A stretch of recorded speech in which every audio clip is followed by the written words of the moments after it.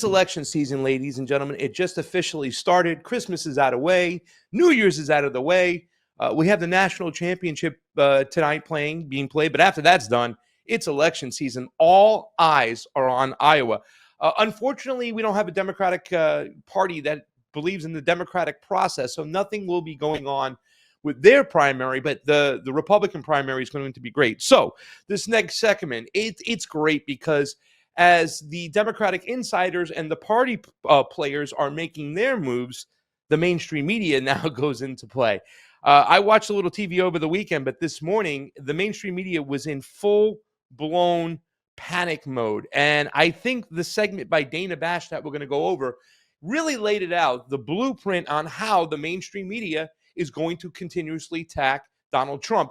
I want you to play a drinking game, guys. Put on any CNN or MSNBC show, and how many times they compare Trump to Hitler, you have to do a shot. If you can get through the first 20 minutes without a buzz, I think it'll be great. But let's go ahead and play this clip right here because it says so much. They lay it out. Why? Because they have nothing to talk about as far as accomplishments when it comes to Joe Biden. So the only thing they can do is attack Donald Trump. Let's get to this clip over here with Dana Bash. We're going to play this bit by bit and talk about this. And you guys tell me where the lie and where the truth is, because it seems to be a lot of conjecture. Check it out. This is Dana Bash on CNN Insults, earlier today. Invective and outright lies. That's what we heard from Donald Trump in Iowa this weekend. He held 4 events in the state ahead of the caucuses. He's got 4 more rallies planned there next weekend, and it's been a while since we heard this much from Trump on the trail. We want to give you a better sense of his rhetoric at these rallies, and we're going to start on Saturday in Newton, Iowa, where he brought up the Civil War. I love studying if you take a look, the wars, I don't know what it is. The Civil War was so fascinating, so horrible. It was so horrible, but so fascinating. It was, I don't know, it was just different. I just find it, I'm so attracted to seeing it. So many mistakes were made. See, there was something I think could have been negotiated, to be honest with you. I think you could have negotiated that. All the people died. So many people died. I think it's, Abraham Lincoln. Of course, if you negotiated it, you probably wouldn't even know who Abraham Lincoln was. He would have been president, but he would have been president. He wouldn't have been the Abraham Lincoln. Would have been different, but that would have been okay. It would have been a thing that, and I know it very well. I know the whole process that they went through, and they just couldn't get along. And that would have been something that could have been negotiated, and they wouldn't have had that problem. But it was a hell of a time. How he would negotiate the end of slavery, what he considers negotiable there, he did not say. A little bit of your confirmation bias out there for your Democratic insiders, right? Oh, he doesn't care about slavery. The fact that slavery was ended, we needed to fight that Civil War no matter what to make sure we end slavery. He's a racist, Donald Trump. That's what they're going to say. Ladies and gentlemen, I don't know if you know this. A lot of people, when they're asked that question, if you're playing Trivia or Pursuit, or you're just talking or doing a crossword puzzle, and maybe you might get the question, in which war did we lose the most American lives? It is the Civil War. Every single war, if there's a chance to negotiate out, every single war, if there's a chance to stop the killing and the bloodshed, there should be. And, what he was just doing was just talking about the fact, and I think this is something that it's a little crazy that the Democrats did worse than Donald Trump and the Republicans when he was in office, and that's the art or the act of war. The Democrats, as soon as Joe Biden got into power, we were going to war with Russia. Everything that happened in Kiev in 2014 came to fruition with that little pause when Donald Trump was there. He didn't take the bait. He did kill Soleimani, but he didn't take the bait and attack Iran. And even though he didn't end any wars, he didn't start any new ones. Well, Joe Biden is like, hold my beer when it comes to starting new wars. He started one in Kiev. He's backing Israel up all the way. He is war friendly. Joe Biden has been for war since he's been in office since 1973. There hasn't been a war that Joe Biden hasn't loved. So when Donald Trump is having this rhetoric right over here and he's talking, what's wrong with that? We should negotiate any chance we get. If it stops the bloodshed, then negotiations should go through. I don't see anything wrong that Donald Trump said over here, but Dana Bash and the Democrats, they have to find a way to twist everything and anything to make Donald Trump look like a racist, a warmonger, just an evil, awful, awful, bad man. Listen to the next clip, because they're going to be hitting this whole Civil War thing for the next week. But once they get the feedback, when people are going, that's just nothing but a bunch of guff and hot air that you're trying to spat out there, they'll move on to the next thing, trying to nitpick his every word from every single rally. Look at this next clip. The former president also attacked E. Jean Carroll, the woman who Trump was found liable for defaming and sexually abusing. If I didn't run, or if I was in fifth place or something, I would have had no indictments. This is all political stuff, including the women's stuff. The Bergdorf Goodman. I meet a woman outside of Bergdorf Goodman. I took her upstairs to a changing booth. It was all made up. And you know who's financing it? Reid Hoffman, their number one political donor. Reid Hoffman, big fat slob. And I never use the word fat, not even with Christie. In fact, with Christie, but this guy I'll call a fat slob. I met a woman in front of Bergdorf Goodman, took her up to a changing booth right outside where the cash register is. This is New York City. Why didn't you scream? I was in trauma.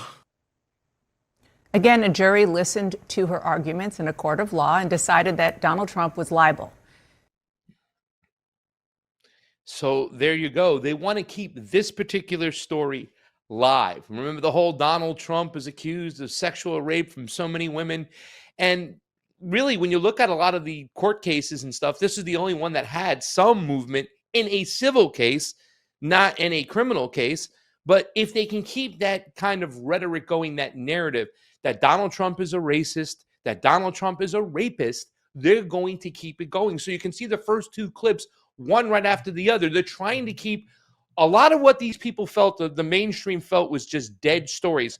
They're trying to keep them alive. How else could they defame the man if they don't keep these old rhetorics alive?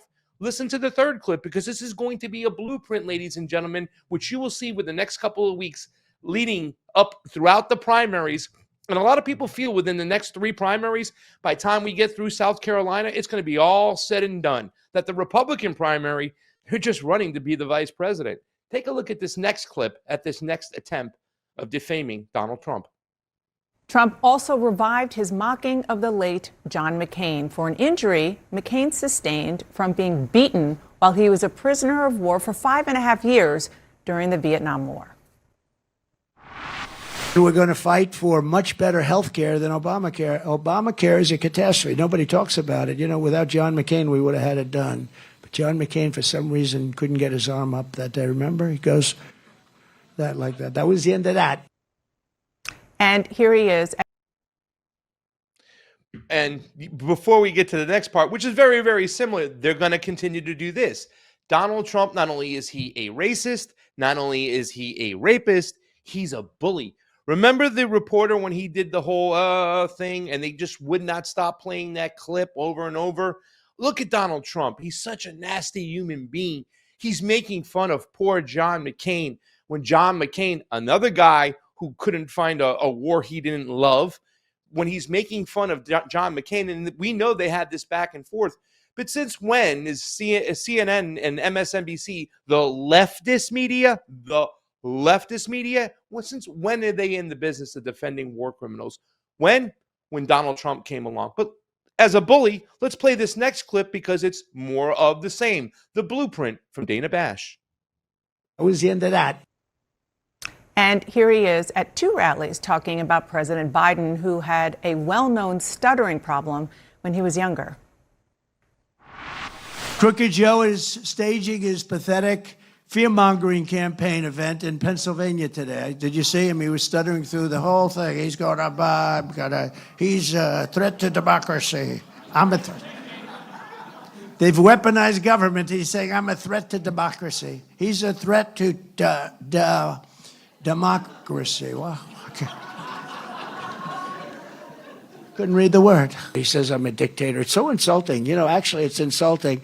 But he's a threat. You know, he's a threat to he doesn't even know what the word means. He's a threat to democracy. Define democracy, Joe. That's not a fair question. No, the guy can't find steps to a platform. He makes a speech. He can never find the damn steps. Look, the steps, the step. Or you jump out the front if you have to. You can't do that. You have to leave. You know, when you make a speech, his speeches last about 3 minutes. You know why? Because he runs out of fuel. He runs out of fuel. The fuel doesn't last very long. Show me the lie. Every single time we see Joe Biden on the stage, we just hope the fact that he can find the right way off. Joe Biden, oh my Lord. I mean, Donald Trump, you know, is telling it like it is. I mean, show me the lie there. I think a lot of us are embarrassed that Joe Biden is the representative of the United States, that Joe Biden is our president, and Donald Trump is just doing what any political opponent would do. This guy is running out of gas. Is he even calling the shots? Does Joe Biden know where he's at? Ladies and gentlemen, there's highlight films of Joe Biden falling down on Air Force One numerous amounts of times. So they're doing this because they have nothing to run on themselves. And they're hoping that the United States populace will pay attention to more of the negative rather than the positive. So, I mean, even when you have to line these candidates up, Trump versus Joe Biden, I still think there's a lot more positives coming out of Donald Trump. Not saying that I would vote for him or he's my guy, but the Democrats and Joe Biden had nothing to run on. So that's why Dana Bash and CNN and MSNBC, and if you turn the channels, ladies and gentlemen, on mainstream media, you'll see the same type of rhetoric across the board. But wait, there's more. We got to also make sure we pay attention to all these lawsuits that are going on, the way they've weaponized the State Department, right? So let's play the rest of this clip from Dana Bash. And this is Trump repeating his praise for the authoritarian ruler of China, Xi Jinping.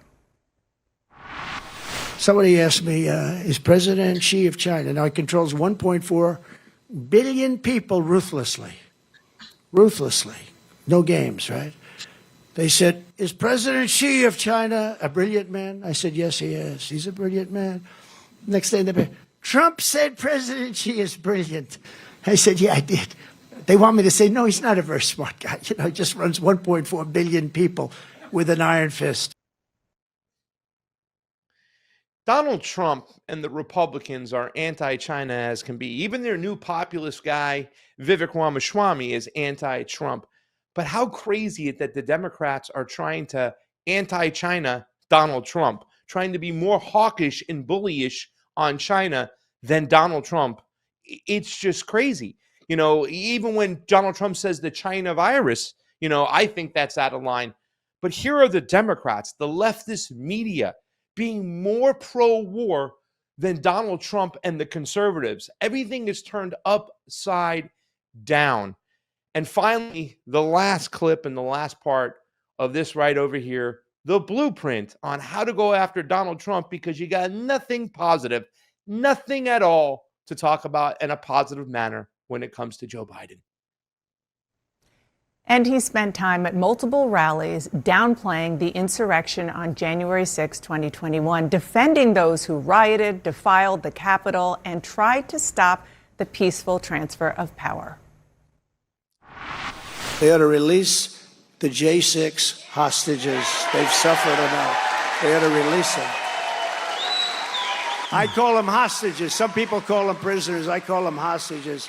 Release the J6 hostages, Joe. Release him, Joe. You can do it real easy, Joe. This guy, what he's done to people. And Antifa knocks the hell out of Portland, takes over parts of Seattle, destroys Minneapolis. If I didn't send in the soldiers, Minneapolis, you wouldn't even have Minneapolis, right? The whole thing is just very unfair. But those J6 hostages going to jail for 20 years and 18 years and 12, doctors, lawyers, carpenters, electricians, truck drivers. It's one of the saddest things. It'll go down as one of the saddest things in the history of our country. And they went there to protest a rigged election. And now when the facts are in, they see it is a rigged election. You saw the numbers come out last week. It was a rigged election. And those people have to be, many of them, I guess there's some. By the way, There was Antifa, and there was FBI. There were a lot of other people there, too, leading the charge. Leading the charge.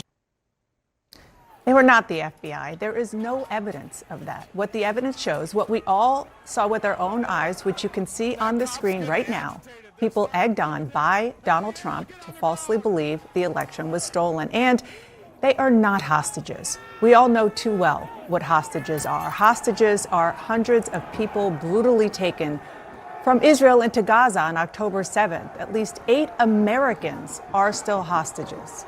Those who are in American prisons for storming the Capitol are there because they were convicted in courts of law or will get due process, and no amount of rebranding will change the facts. And there it is, that J6 event that the Democrats and the left can't let go of. Ladies and gentlemen, I happened to be at the Capitol that day, and I can tell you that it was not an insurrection. What happened? A lot of pro-Second Amendment gun nuts forgot to bring their guns when they're trying to overturn the Capitol. And listen, this is a brilliant move from Donald Trump. A lot of his supporters felt he dragged his feet when it came to the J6 hostages, which he's calling them now, not prisoners. And I've met people like Ashley Babbitt's mom and a lot of the husbands and wives whose loved ones are locked up for what happened on that day. And I think a lot of people on the populist right believe that that was not an insurrection whatsoever. Yes, it's confirmation bias that they keep repeating about the J6 situation as an insurrection, but that's only a small amount of the public that really believes it. Even the independents that are leaning left and leaning right now, they don't even believe that it was an insurrection. And a lot of people do believe, as they see these Ray Epps tapes and situations of others like the Oath Keepers, that there were a lot of feds there that day. So when he's saying this, he's actually winning a lot of points, not only from his base, but from people who feel like they're overplaying this card when it comes to J6. Not even Alexandria Ocasio-Cortez crying is going to help them in this situation. But they have to nitpick on every little thing he says. Because why? The left and the Democrats, including Joe Biden, have nothing to run on. Most of the country feel that Joe Biden has failed. His disapproval rating keeps shooting up, and his approval rating from the Democrats keeps shooting down. So I think this is a genius move by Donald Trump to call these prisoners hostages. And even though they say that they'll get their due process in courts, a lot of people feel it's been unjust, that they haven't gotten due process, that they've been locked up too long. So watch every single rally, everything he goes to, they're going to try to give their confirmation bias to their base. They're going to keep repeating their lies and hope it sticks because they have nothing to hold on to right now. And it looks like Donald Trump will be back in play.